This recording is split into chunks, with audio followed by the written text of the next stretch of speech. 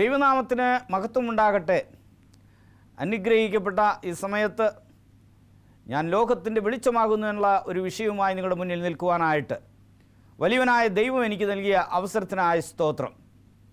ഞാൻ വെളിച്ചമാകുന്നു എന്നുള്ള വിഷയമാണ് നിങ്ങളോട് ഞാൻ പങ്കുവെക്കുവാൻ ആഗ്രഹിക്കുന്നത്. പ്രിയമുള്ളവരെ, വെളിച്ചം എല്ലാവർക്കും ഇഷ്ടമാണ്. വെളിച്ചം ഇല്ലാത്തൊരവസ്ഥയാകുമ്പോൾ അന്ധകാരം നിറഞ്ഞിരിക്കും. അത് ദുഃഖത്തിൻ്റെ ഒരു അവസ്ഥയാണ്, സന്തോഷമില്ലായ്മയുടെ ഒരു അവസ്ഥയാണ്. എന്നാൽ വെളിച്ചം എല്ലാവർക്കും വളരെയധികം ആഗ്രഹിക്കത്തക്കതായ ഒരു അനുഭവം തന്നെയാണ്. പല വർണ്ണങ്ങളിൽ വെളിച്ചങ്ങൾ കാണുന്നത് കണ്ണുകൾക്ക് എത്ര ആനന്ദകരമായി നമുക്ക് മനസ്സിനൊരു സന്തോഷം പകരുന്നതായ അനുഭവങ്ങൾ ഉണ്ട്. ഇവിടെ വെളിച്ചത്തെക്കുറിച്ച് അനേക കാര്യങ്ങൾ നമുക്ക് പറയുവാനായിട്ട് സാധിക്കും. നാം നോക്കുമ്പോൾ കർത്താവായ ദിവസം ദൈവം നാലാമത്തെ ദിവസം ദൈവം എന്താണ് സൃഷ്ടിച്ചത്? ഈ ലോകത്തെ ഒരു വെളിച്ചത്തിലേക്ക് നയിക്കുവാനായിട്ട്, പകലും രാവും ഭരിക്കുവാനായിട്ട് സൂര്യനെയും ചന്ദ്രനെയും ദൈവം സൃഷ്ടിച്ചു. ആകാശവിധാനത്തിൽ നക്ഷത്രങ്ങളെ ദൈവം സൃഷ്ടിച്ചു. അങ്ങനെ ഈ ഭൂമിക്ക് വെളിച്ചം പകരുവാനായിട്ട് ദൈവം ഈ ഗോളങ്ങളെയെല്ലാം സൃഷ്ടിച്ച് ഒരു പ്രകാശത്തിൻ്റെ അനുഭവത്തിലേക്ക് മനുഷ്യനെ നയിക്കുന്നതായിട്ട് നമുക്ക് കാണുവാൻ കഴിയും. അതുപോലെ തന്നെ അതിനേക്കാൾ ഉപരി എപ്പോഴും നാം വെളിച്ചത്തിലായിരിക്കണമെന്നും വെളിച്ചത്തിൻ്റെ മക്കളായിരിക്കണമെന്നും വെളിച്ചത്തിൻ്റെ അനുഭവത്തിൽ നാം എപ്പോഴും ജീവിക്കണമെന്ന് ദൈവം ആഗ്രഹിക്കുന്നു. ദൈവം പലവിധമായ പ്രസ്താവനകളാണ് പറഞ്ഞിരിക്കുന്നത്. നാം ഉൽപ്പത്തിയിൽ പരിശോധിക്കുമ്പോൾ സ്ത്രീയുടെ വിത്തായിട്ട് അവിടെ കാണുന്നു.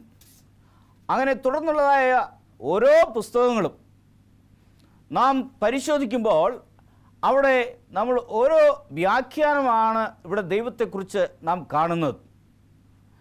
അങ്ങനെ അവസാനമായി നാം യോഹന്നാൻ്റെ സുവിശേഷം നമ്മൾ പരിശോധിക്കുമ്പോൾ അവൻ ലോകത്തിൻ്റെ വെളിച്ചമാണ് എന്ന് ഇവിടെ പറയുന്നതായിട്ട് നമുക്ക് കാണുവാൻ കഴിയും. ലോകത്തിൻ്റെ വെളിച്ചം, സകല അന്ധകാരവും അകറ്റുന്ന വെളിച്ചം. ഈ വെളിച്ചം എന്താണെന്ന് പറഞ്ഞാൽ ഈ ഭൂമിയിൽ യാഥാർത്ഥ്യമായി വെളിച്ചം അനുഭവപ്പെടുന്നത് മാത്രമല്ല, ഉള്ളിൻ്റെ ഉള്ളിലിരിക്കുന്ന അന്ധകാരത്തെ അകറ്റുന്ന ഒരു വെളിച്ചമാണ് ഈ വെളിച്ചം. അപ്പോൾ നമുക്ക് തിരുവചനത്തിലേക്ക് നമ്മുടെ ശ്രദ്ധയെ തിരിക്കാം. ഇവിടെ പറയുന്നത് എന്താണെന്ന് പറഞ്ഞാൽ, യോഹന്നാൻ 9-ാം അധ്യായം അതിൻ്റെ 5-ാമത്തെ വാക്യം നമുക്ക് വായിക്കാം. ഞാൻ ലോകത്തിലിരിക്കുമ്പോൾ ലോകത്തിൻ്റെ വെളിച്ചം ആകുന്നു എന്ന് ഉത്തരം പറഞ്ഞു. ലോകത്തിലിരിക്കുമ്പോൾ അവൻ ലോകത്തിൻ്റെ വെളിച്ചമായിട്ട് കാണപ്പെടുന്നു എന്നാണ് ഇവിടെ പറയുന്നത്. പ്രിയമുള്ളവരെ, ലോകത്തിൻ്റെ വെളിച്ചമാണ് അവൻ. ലോകത്തിലിരിക്കുമ്പോൾ ലോകത്തിൻ്റെ വെളിച്ചമായി കാണപ്പെടുന്നു എന്ന് ഇവിടെ വചനം പറയുന്നതായിട്ട് നമുക്ക് കാണുവാൻ കഴിയും. ആയതിനാൽ ആ കർത്താവായ ദൈവം അവൻ വെളിച്ചമാണ്. അവൻ എവിടെ ആയിരിക്കുന്നുവോ അവിടെ ആ പ്രകാശപൂരിതമായ അനുഭവം ഉണ്ടാകും. അവൻ വെളിച്ചത്തിൻ്റെ ഉറവിടമാണ്, വെളിച്ചത്തിൻ്റെ പ്രതീകമാണ്. ആ കർത്താവായ ദൈവം പറയുകയാണ്, ഞാൻ ലോകത്തിൻ്റെ വെളിച്ചം ആകുന്നു. ലോകത്തിൽ അന്ധകാരത്തിലേക്ക് അത് ആഴ്ന്നു പോകാതെ വെളിച്ചത്തിൻ്റെ അനുഭവത്തിലേക്ക് നയിക്കണമെന്നും നയിക്കപ്പെടണമെന്നും വെളിച്ചം മനുഷ്യന് അനിവാര്യമാണ് എന്ന് സൂചിപ്പിക്കുവാൻ കർത്താവായ ദൈവം അങ്ങനെ ലോകത്തിൻ്റെ വെളിച്ചമാകുന്നു. നമ്മൾ നോക്കുമ്പോൾ ഈ വെളിച്ചം എന്താണ്?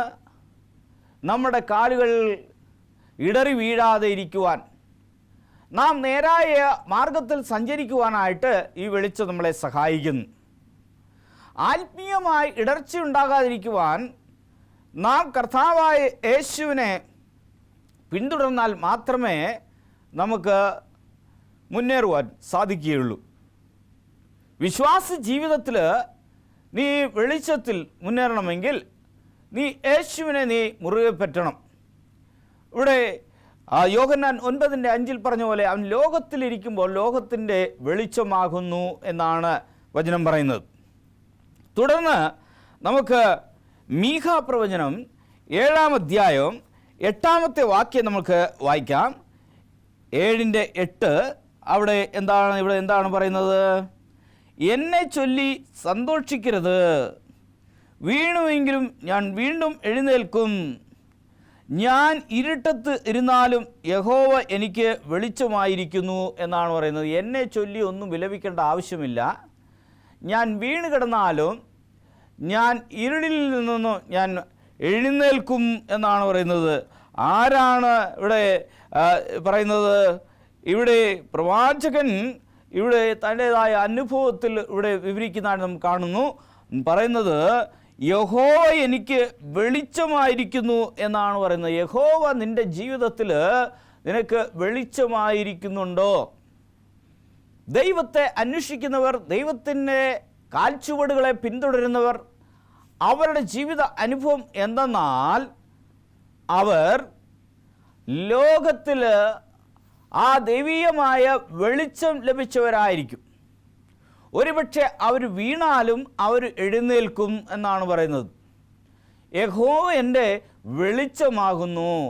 ദൈവം നിൻ്റെ വെളിച്ചമായ അനുഭവം നിനക്ക് ഉണ്ടാകണമെങ്കിൽ നീ അവനെ അംഗീകരിച്ച് നീ ജീവിക്കണം. യഹോവ എൻ്റെ വെളിച്ചമാകുന്നു, നിങ്ങളുടെയും വെളിച്ചമാണോ? ഇന്നത്തെ ദിവസം നമ്മൾ ചിന്തിക്കേണ്ടത് അതുതന്നെയാണ്. നിൻ്റെ ജീവിതത്തിൽ യഹോവയായ ദൈവം നിനക്ക് വെളിച്ചമായിട്ട് തന്നെ കാണപ്പെടുന്നുവോ? ആ വെളിച്ചത്തിൻ്റെ അനുഭവത്തിൽ നീ മുന്നേറുന്നുണ്ടോ എന്ന് നീ ശരിയായ രീതിയിൽ നിൻ്റേതായ കാര്യങ്ങളെ നീ ആരാഞ്ഞറിയുകയാണെങ്കിൽ അത് വളരെ നന്നായിരിക്കും. അതുപോലെ തുടർന്ന് നമ്മൾ വായിക്കുമ്പോൾ വചനം എന്താണ് പറയുന്നത് എന്ന് നമുക്ക് പരിശോധിക്കാം. എന്നെ കേൾക്കുന്ന പ്രിയമുള്ളവരെ, ഇവിടെ മത്തായിയുടെ സുവിശേഷം 5-ാം അധ്യായം അതിൻ്റെ 16-ാമത്തെ വാക്യം എന്താ പറയുന്നത് എന്ന് നമുക്ക് നോക്കാം. മത്തായിയുടെ സുവിശേഷം 5-ാം അധ്യായം അതിൻ്റെ 16-ാമത്തെ വാക്യം ഇവിടെ പറയുന്നത്, മനുഷ്യർ നിങ്ങളുടെ നല്ല പ്രവൃത്തികളെ കണ്ട് സ്വർഗസ്ഥനായ നിങ്ങളുടെ പിതാവിനെ മഹത്വപ്പെടുത്തേണ്ടതിന് നിങ്ങളുടെ വെളിച്ചം അവരുടെ മുമ്പിൽ പ്രകാശിക്കട്ടെ എന്നാണ് പറയുന്നത്. അതായത് നിങ്ങളുടെ പിതാവിനെ മഹത്വപ്പെടുത്തേണ്ടതിന് നിങ്ങളുടെ വെളിച്ചം അവരുടെ മുമ്പിൽ പ്രകാശിക്കട്ടെ എന്നാണ് പറയുന്നത്. നല്ല പ്രവൃത്തികളെ കണ്ട് സ്വർഗസ്ഥനായ നിങ്ങളുടെ പിതാവിനെ മഹത്വപ്പെടുത്തേണ്ടതിന് നിങ്ങളുടെ വെളിച്ചം അവരുടെ മുമ്പിൽ എപ്പോഴും പ്രകാശിക്കണം. നാം പ്രകാശം ഉള്ളവരായി, പ്രകാശം പരത്തുന്നവരായിട്ടാണോ നാം ജീവിക്കുന്നത് എന്ന് നാം നോക്കണം പ്രിയമുള്ളവരെ. അന്ധകാരത്തിൽ ഇരിക്കുന്നവർക്ക് ആ യഹോവയുടെ വെളിച്ചം അത്ഭുത പ്രകാശത്തിൻ്റെ അനുഭവത്തിലേക്ക് കടന്നു വരുവാനായിട്ട് നിങ്ങളുടെ നല്ല പ്രവൃത്തികൾ അതിന് വലിയ പ്രയോജനകരമായി തീരും. ആ നല്ല പ്രവൃത്തികൾ അതിന് നിങ്ങളെ ആരെന്ന് വെളിപ്പെടുത്തുന്നു. അതുമല്ല, നിങ്ങളുടെ വെളിച്ചം അവരുടെ മുമ്പിൽ പ്രകാശിക്കട്ടെ എന്നാണ് പറയുന്നത്. നിങ്ങളുടെയായ നല്ല പ്രവൃത്തികളാൽ മറ്റുള്ളവർ നിങ്ങൾ ആരാണെന്ന് തിരിച്ചറിയുവാനും നിങ്ങളൊരു ദൈവദാസനാണ്, ദാസിയാണ് എന്ന് മനസ്സിലാക്കുവാനും നിങ്ങളുടെ ആ പ്രകാശം പ്രകാശിക്കട്ടെ എന്ന് കർത്താവായ ദൈവം അവിടെ ആഗ്രഹിക്കുന്നതായിട്ട് നമുക്ക് കാണുവാനായിട്ട് കഴിയും. അവൻ വെളിച്ചമാണ്, നമ്മുടെ ദൈവം വെളിച്ചമായിരിക്കുന്നു. അതുപോലെ നമ്മളും വെളിച്ചമായിരിക്കണമെന്നാണ് ഈ വചനങ്ങളിൽ നിന്ന് നമ്മൾ പഠിക്കുമ്പോൾ നമ്മൾ മനസ്സിലാക്കുന്നത്. അതിനാൽ വെളിച്ചത്തിൻ്റെ മക്കളായിട്ടാണ് നാം ജീവിക്കേണ്ടത്. ഒരിക്കലും നമ്മൾ അന്ധകാരത്തിൻ്റെ മക്കളായി നാം ജീവിച്ചുകൂടാ. എന്നാൽ വെളിച്ചത്തിൻ്റെ അനുഭവത്തിൽ വെളിച്ചത്തിൻ്റെ മക്കളായി നാം ജീവിക്കണമെന്ന് വചനം ഇവിടെ നല്ല രീതിയിൽ നമ്മളെ പഠിപ്പിക്കുന്നതായി നമുക്ക് കാണുവാനായിട്ട് കഴിയും പ്രിയമുള്ളവരെ. അതിനാൽ വെളിച്ചത്തിൻ്റെ മക്കളായി നാം ജീവിക്കണം. ഇത്ര വലിയൊരു അനുഗ്രഹമാണ്. ഞാൻ വെളിച്ചത്തിൻ്റെ മകനായി മകളായി ഞാൻ ജീവിക്കുന്നു.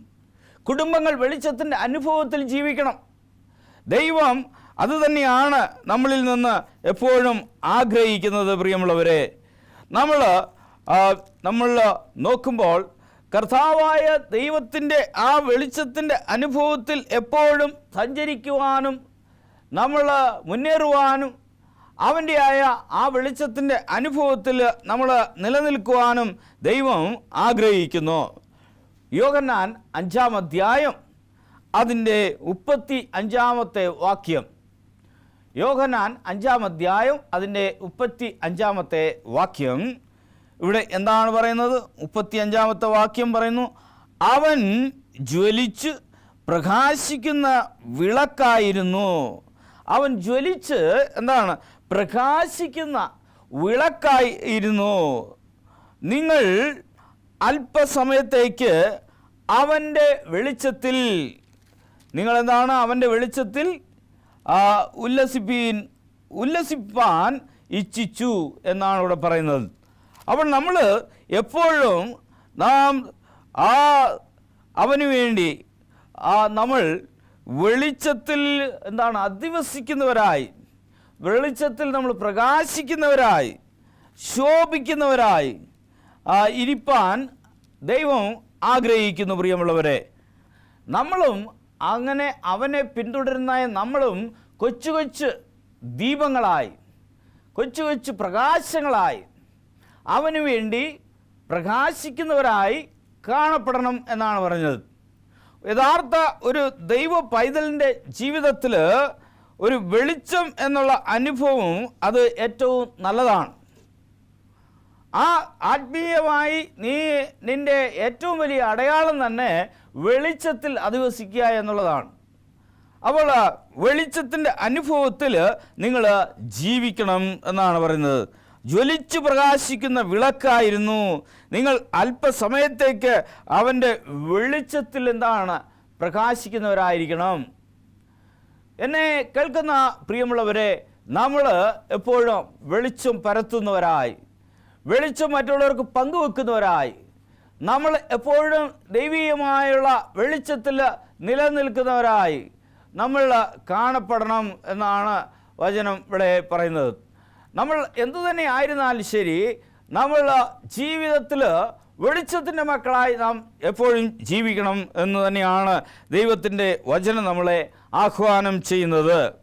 1 കൊരിന്ത്യർ 4:5 നമുക്ക് വായിക്കാം. 1 കൊരിന്ത്യർ 4:5 നമ്മൾ വായിക്കുമ്പോൾ 1 കൊരിന്ത്യർ 4:5 നമുക്ക് വളരെ വ്യക്തമായിട്ട് ഈ വെളിച്ചത്തിൻ്റെ അനുഭവത്തെക്കുറിച്ച് ഇവിടെ പറയുന്നതായിട്ട് നമുക്ക് കാണുവാൻ കഴിയും.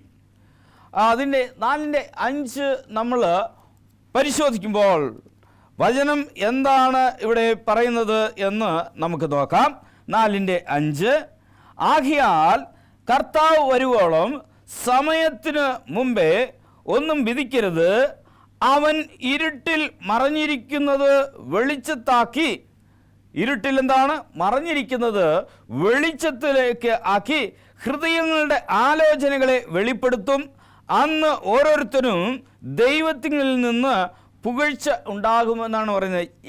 ഇരുളിൽ മറഞ്ഞിരിക്കുന്ന ആ കാര്യങ്ങളെ ദൈവമെന്നാണ് വെളിച്ചത്തിലേക്ക് നമ്മളെ നയിക്കുന്നു, വെളിച്ചത്തിൽ കൊണ്ടുവരുമെന്നും ആ വെളിച്ചത്തിൽ ആലോചനകളെ വെളിപ്പെടുത്തുമെന്നും ഹൃദയങ്ങളിൽ, പ്രത്യേകിച്ച് ഹൃദയങ്ങളിലുള്ള ആലോചനകളെ ദൈവം വെളിപ്പെടുത്തുന്നു എന്നാണ് ഇവിടെ പറയുന്നത്. അപ്പോൾ നമുക്ക് അങ്ങനെയുള്ള കാര്യങ്ങൾ നമ്മൾ പ്രത്യേകിച്ച് ശ്രദ്ധിക്കണം. ഹൃദയങ്ങളുടെ ആലോചനകളെ വെളിപ്പെടുത്തും. അന്ന് ഓരോരുത്തരും ദൈവത്തിൽ നിന്ന് പുകഴ്ച ഉണ്ടാകും എന്നാണ് പറയുന്നത്. ദൈവത്തിനു വേണ്ടി നാം വെളിച്ചങ്ങളായി പ്രകാശം പരത്തുമ്പോൾ നമുക്ക് അവൻ്റെ സന്നിധിയിൽ നിന്ന് നമ്മളെ പുകഴ്ത്തുന്നായ അനുഭവങ്ങൾ ഉണ്ടാകുമെന്ന് ഇവിടെ വചനത്തിലൂടെ ദൈവം നമുക്ക് ആലോചനകൾ പകരുന്നതായിട്ട് നമുക്ക് കാണുവാനായിട്ട് കഴിയും. പ്രിയമുള്ളവരെ, അപ്പോൾ അവന് മറഞ്ഞിരിക്കുന്നത് അവൻ വെളിച്ചത്താക്കുമെന്നാണ് പറയുന്നത്. ഒരു കാര്യവും അവൻ്റെ മുന്നിൽ മറയ്ക്കുവാനായിട്ടൊന്നുമില്ല. എല്ലാം അറിയുന്ന ദൈവമാണ് നമ്മൾ എന്തു തന്നെ മറയ്ക്കുവാനായിട്ട് സാധിച്ചാലും നമ്മൾ പരിശ്രമിച്ചാലും യാതൊന്നും നടക്കില്ല. അവൻ സകലതും വെളിച്ചത്ത് കൊണ്ടുവരുമെന്നാണ് പറയുന്നത്. അപ്പോൾ അങ്ങനെ നമ്മൾ ഒരിക്കലും ഒരു കാപട്യമായ ജീവിതം നയിക്കാതെ ദൈവത്തിന് പ്രിയമുള്ള ഒരു ജീവിതം നയിക്കുവാനായിട്ട് നമ്മൾ പരിശ്രമിക്കണം. ദൈവത്താൽ അസാധ്യമായ ഒന്നുമില്ല പ്രിയമുള്ളവരെ. നമ്മൾ ഇരുളിൻ്റെ അന്ധകാരത്തിൽ അതിൻ്റെയായ മറവിൽ ചെയ്യുന്ന സകല കാര്യങ്ങൾ ദൈവം വെളിച്ചത്ത് കൊണ്ടുവരും എന്നാണ് ഇവിടെ പറയുന്നത്. അപ്പോൾ നമ്മൾ 1 കൊരിന്ത്യർ 4:5 ഇത് വളരെ ഒരു നല്ലൊരു വാക്യം തന്നെയാണ്. നമുക്ക് മുന്നോട്ട് പോകാം. 1 യോഹന്നാൻ 1-ാം അധ്യായം അതിൻ്റെ 7-ാമത്തെ വാക്യം നമുക്ക് പരിശോധിക്കാം. 1 യോഹന്നാൻ അതിൻ്റെ 1-ാം അധ്യായം അതിൻ്റെ 7-ാമത്തെ വാക്യം നമ്മൾ പരിശോധിക്കാം. ഇവിടെ 7-ാമത്തെ വാക്യം, അവൻ വെളിച്ചത്തിൽ ഇരിക്കുന്നത് പോലെ നാം വെളിച്ചത്തിൽ നടക്കുന്നു എങ്കിൽ നമുക്ക് തമ്മിൽ കൂട്ടായ്മയുണ്ട്.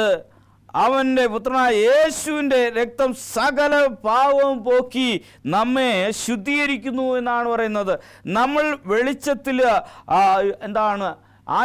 ആയിരിക്കുന്നുവെങ്കിൽ, നമ്മൾ നടക്കുന്നുവെങ്കിൽ നമുക്കും അവനും കൂട്ടായ്മ ഉണ്ട്. നമുക്കും അവനും എന്നാണ് കൂട്ടായ്മയുണ്ട് എന്നാണ് പറയുന്നത് പ്രിയമുള്ളവരെ. അവൻ വെളിച്ചത്തിൽ ഇരിക്കുന്ന പോലെ നമ്മളും വെളിച്ചത്തിലാണെങ്കിൽ നമുക്കും അവനും തമ്മിലുള്ള ഒരു കൂട്ടായ്മയുണ്ട്. നീ വെളിച്ചത്തിൻ്റെ അനുഭവത്തിൽ അല്ലെങ്കിൽ വെളിച്ചത്തിൻ്റെ ആയ ഒരു കൂട്ടുകെട്ടിലാണോ ഇന്ന് നീ നോക്കണം. ദൈവവുമായുള്ള ആ കൂട്ടായ്മയിൽ നിങ്ങൾക്ക് പങ്കുണ്ടോ എന്ന് പരിശോധിക്കണം. ആ കൂട്ടായ്മയിൽ നീ തുടർന്ന് മുന്നേറുവാനായിട്ട് ആഗ്രഹിക്കുന്നുണ്ടോ? യേശു വെളിച്ചത്തിലാണ്. അപ്പോൾ നമ്മളും ആ വെളിച്ചത്തിൻ്റെ അനുഭവത്തിൽ നമ്മൾ ജീവിക്കുന്നുണ്ടോ എന്ന് ഇവിടെ ചോദിക്കുന്നതായിട്ട് നമുക്ക് കാണുവാൻ കഴിയും. അവൻ വെളിച്ചത്തിലാണ്.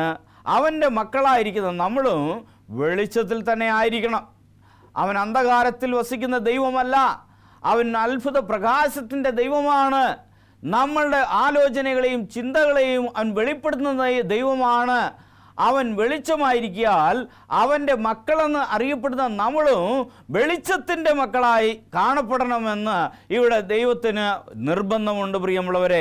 അപ്പോൾ വെളിച്ചത്തിൻ്റെ അനുഭവത്തിൽ നാം ജീവിക്കുന്നവരായും അവൻ്റെ മുന്നിൽ അവന് വേണ്ടി നമ്മൾ നിലനിൽക്കുന്നവരായി നാം കാണപ്പെടണം എന്ന് തന്നെയാണ് ഇവിടെ വചനം ഇവിടെ പറയുന്നത്. നമുക്ക് 6-ാമത്തെ വാക്യത്തിലേക്ക് നമ്മൾക്ക് ശ്രദ്ധ തിരിക്കാം. അതായത് അവിടെ പറയുന്നത് എന്താണ്? വെളിപ്പാട് പ്രവചനം 21-ാം അധ്യായം 23-ാമത്തെ വാക്യം.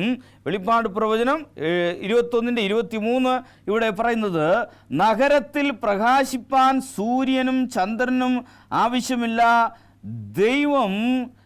ദൈവ തേജസ് അതിനെ പ്രകാശിപ്പിച്ചു എന്നാണ് പറയുന്നത്. നഗരത്തിൽ എന്താണ്? സൂര്യനും ചന്ദ്രനും നക്ഷത്രങ്ങളുടെ ആവശ്യമില്ല. ആ നഗരത്തിന് പ്രകാശപൂരിതമായിരിക്കുന്നത് കർത്താവായ ദൈവം തന്നെയാണ് എന്നാണ് പറയുന്നത്. അപ്പോൾ സൂര്യനും ചന്ദ്രനും ഇല്ലാത്തൊരവസ്ഥ, നമ്മൾക്ക് പ്രകാശം പകരുന്നത് കർത്താവായ ദൈവം തന്നെയാണ് പ്രിയമുള്ളവരെ. അപ്പോൾ നമ്മൾ അതുപോലെ നമ്മൾ അവൻ്റെ ആ പ്രകാശ വലയത്തിൽ, അവൻ്റെ ആ പ്രകാശപൂരിതമായ അനുഭവത്തിൽ നമ്മൾ വിശ്വാസികളായിരിക്കുന്ന ഓരോരുത്തരും നമ്മൾ ജീവിക്കേണ്ടതാണ്. വചനം അതാണ് പറയുന്നത്, അവൻ വെളിച്ചത്തിൽ ഇരിക്കിയാൽ ആ നഗരത്തിൽ പ്രകാശിപ്പാൻ സൂര്യനും ചന്ദ്രനും ആവശ്യമില്ല, ദൈവ തേജസ് അതിനെ പ്രകാശിപ്പിച്ചു എന്നാണ് പറയുന്നത്. ആ നഗരത്തിൽ വേറെ സൂര്യൻ്റെയും ചന്ദ്രൻ്റെയും നക്ഷത്രങ്ങളുടെയും ഒന്നും പ്രകാശം ആവശ്യമില്ല. എന്നാൽ അത് എല്ലാം അവൻ പ്രകാശിപ്പിക്കുന്നത് അവിടെ ആ ദൈവ തേജസ് കൊണ്ടാണ്. അവൻ വെളിച്ചമാകുന്നു എന്ന് വചനം ഇവിടെ പറയുന്നതാണ് നമുക്ക് കാണുവാനായിട്ട് കഴിയും പ്രിയമുള്ളവരെ. ആയതിനാൽ ഈ വെളിച്ചത്തിൻ്റെ അനുഭവത്തിൽ നാം ജീവിക്കേണ്ടതാകുന്നു. ആ വെളിച്ചത്തിൽ തന്നെ നമ്മൾ മുന്നോട്ട് പോകേണ്ടതാകുന്നു. ആത്മീയമായ തലങ്ങളിൽ നമ്മൾ അനേക കാര്യങ്ങൾ നമ്മൾ മനസ്സിലാക്കിക്കൊണ്ട് നമ്മൾ എന്ത് ചെയ്യണം? നമ്മൾ മുന്നോട്ട് പോകേണ്ടത് അനിവാര്യമാണ് എന്ന് വചനം ഇവിടെ നമ്മളെ പഠിപ്പിക്കുന്നതാണ് നമുക്ക് കാണുവാനായിട്ട് കഴിയും. അപ്പോൾ വെളിപ്പാട് 21-23 നമ്മൾ വായിക്കുകയുണ്ടായി.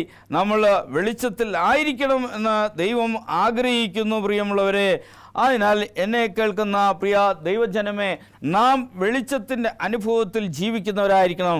സങ്കീർത്തനങ്ങൾ 97:11 ഇവിടെ പറയുന്നത് എന്താണെന്ന് നമുക്ക് നോക്കാം. 97:11 പറയുന്നത്, നീതിമാന് പ്രകാശവും പരമാർത്ഥ ഹൃദയമുള്ളവർക്ക് സന്തോഷവും ഉദിക്കും എന്നാണ് പറയുന്നത്. നീതിമാന് പ്രകാശവും, ഇവിടെ നീതിമാന് പ്രകാശവും അല്ലെങ്കിൽ പരമാർത്ഥ ഹൃദയമുള്ളവർക്ക് സന്തോഷവും ഉണ്ടാകും എന്നാണ് പറയുന്നത്. നീതിമാൻ എപ്പോഴും പ്രകാശത്തിൻ്റെ അനുഭവമാണ്. അവൻ എപ്പോഴും സന്തോഷിക്കുന്ന ഒരു അനുഭവമാണ് നാം കാണുന്നത്.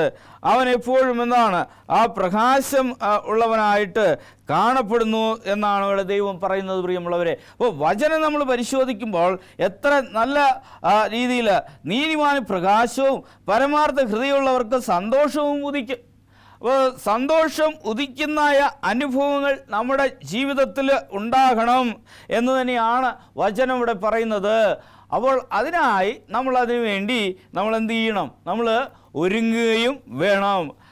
തുടർന്ന് നമ്മൾ നോക്കുമ്പോൾ സങ്കീർത്തനങ്ങൾ 38 അതിൻ്റെ 10-ാമത്തെ വാക്യം നമ്മൾ വായിക്കുമ്പോൾ, പ്രിയമുള്ളവരെ, ഇവിടെ വെളിച്ചത്തിൻ്റെ ഒരു അനുഭവം ഉള്ള പാഠങ്ങൾ തന്നെയാണ് ഇവിടെ നമ്മൾ കാണുന്നത്. 38:10 നമ്മൾ വായിക്കുമ്പോൾ വചനം പറയുന്നു, എൻ്റെ നെഞ്ചിടിക്കുന്നു, ഞാൻ വശം കെട്ടിരിക്കുന്നു, എൻ്റെ കണ്ണിൻ്റെ വെളിച്ചവും എനിക്ക് ഇല്ലാതെയായി എന്നാണ് ഇവിടെ പറയുന്നത്. എൻ്റെ കണ്ണിൻ്റെ വെളിച്ചവും നഷ്ടപ്പെട്ട അവസ്ഥയിലാണ് എന്ന് ഇവിടെ പറയുന്നത് കാണുന്നു. കണ്ണിൻ്റെ വെളിച്ചം നഷ്ടപ്പെട്ട കഴിഞ്ഞാൽ പ്രിയമുള്ളവരെ, നമ്മൾ അന്ധകാരത്തിൽ തപ്പിത്തടഞ്ഞ് നമ്മൾ നിൽക്കേണ്ട ഒരു അനുഭവമാണ് നമുക്ക് ഉണ്ടാകുന്നത്. നമ്മുടെ കണ്ണിൻ്റെ വെളിച്ചം നഷ്ടപ്പെട്ട് കഴിഞ്ഞാൽ നമ്മുടെ ജീവിതം തന്നെ ഇരുളടഞ്ഞ ഒരു അവസ്ഥയായിട്ടാണ് കാണപ്പെടുന്നത്. ആയതിനാൽ വെളിച്ചത്തിൻ്റെ അനുഭവത്തിലായിരിക്കണമെങ്കിൽ നീ യേശു കർത്താവിനെ നീ അംഗീകരിക്കണം. അവൻ ഈ ലോകത്തിൻ്റെ വെളിച്ചമാകുന്നു, മനുഷ്യ ഹൃദയങ്ങളുടെ വെളിച്ചമാകുന്നു, വെളിച്ചത്തിൻ്റെ ഉറവിടമാകുന്നു, നമ്മളെ നയിക്കുന്ന ദൈവമാകുന്നു. ആ വെളിച്ചത്തിൽ തന്നെ നമ്മൾ ജീവിക്കുകയും നമ്മൾ മുന്നേറുകയും ചെയ്യണം എന്നാണ് ഇവിടെ നമ്മൾ സങ്കീർത്തനക്കാരനായ ദാവീദിൻ്റെ സങ്കീർത്തനത്തിൽ നിന്ന് നാം മനസ്സിലാക്കുന്നത്. അപ്പോൾ വെളിച്ചം ഉള്ളവരായിരിക്കണം. ഇരുളിലുള്ള അനുഭവമല്ല നിൻ്റെ ജീവിതത്തിൽ ഉണ്ടാകേണ്ടത്.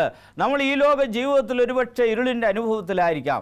എന്നാൽ ആത്മീയമായ നിൻ്റെതായ ജീവിതത്തിൽ നീ എപ്പോഴും വെളിച്ചത്തിൻ്റെ അനുഭവത്തിൽ നീ ജീവിക്കേണ്ടവനാകുന്നു. നമ്മൾ പലപ്പോഴും നമ്മളുടെ ജീവിതത്തെ തന്നെ, നമ്മുടെ അംഗങ്ങളുടെ ജീവിതത്തെ നമ്മൾ അന്ധകാരത്തിലേക്ക് തള്ളിവിടുന്ന അനുഭവങ്ങൾ ഉണ്ട് എന്ന് നാം മനസ്സിലാക്കുന്നു. നമ്മൾ ആരെയും അന്ധകാരത്തിലേക്ക് നയിക്കാതെ നമ്മൾ വെളിച്ചത്തിലേക്ക് നയിക്കുന്നവരായി കാണപ്പെടണം. അങ്ങനെ നമ്മൾ ഒരു വാക്യം കൂടി നമുക്ക് വായിക്കാം. യോഹന്നാൻ 10:22 ഇവിടെ എന്താണ് പറയുന്നത്? അനന്തരം യെരൂശലേമിൽ പ്രതിഷ്ഠാത്സവം ആചരിച്ച് അന്ന് ശീതകാലമായിരുന്നു. യേശു ദൈവാലയത്തിന് ശലോമോന്റെ മണ്ഡപത്തിൽ നടന്നുകൊണ്ടിരുന്നു എന്ന് ഇവിടെ നാം കാണുന്നു. ഇവിടെ യോഹന്നാൻ 10-ാം 22-ാമത്തെ ഭാഗത്ത് അവിടെ പ്രതിഷ്ഠ ഉത്സവത്തിന് യെരൂശലേമിൽ എല്ലാവരും അവിടെ കടന്നു വന്നിരിക്കുന്നതായ ഒരു അനുഭവമാണ് ഇവിടെ കാണുന്നത്. പ്രതിഷ്ഠ ഉത്സവം ഒരു വെളിച്ചത്തിൻ്റെ ഒരു അനുഭവം തന്നെയാണ്. പ്രിയമുള്ളവരെ, നമ്മൾ ജീവിതത്തെ ദൈവത്തിനു വേണ്ടി സമർപ്പിച്ചുകൊണ്ട് വെളിച്ചത്തിൻ്റെ മക്കളായി ജീവിപ്പാൻ ദൈവം സഹായിക്കട്ടെ. കണ്ണുകളടച്ച് പ്രാർത്ഥിക്കാം. നിത്യനും പരിശുദ്ധനുമായ വാഴ്ത്തപ്പെട്ട ദൈവമേ, വെളിച്ചത്തിൻ്റെ അനുഭവത്തിലേക്ക് അടിയങ്ങളെ നയിക്കണമേ. അങ്ങ് വെളിച്ചമായിരിക്കുന്നു. ഞങ്ങളും കർത്താവേ, യഹോവയുടെ പ്രകാശം ദീപമുള്ളവരായി ഞങ്ങൾ ജീവിക്കുവാനായിട്ട് സഹായിക്കണമേ, അനുഗ്രഹിക്കണമേ, ആശീർവദിക്കണമേ. ആമേൻ.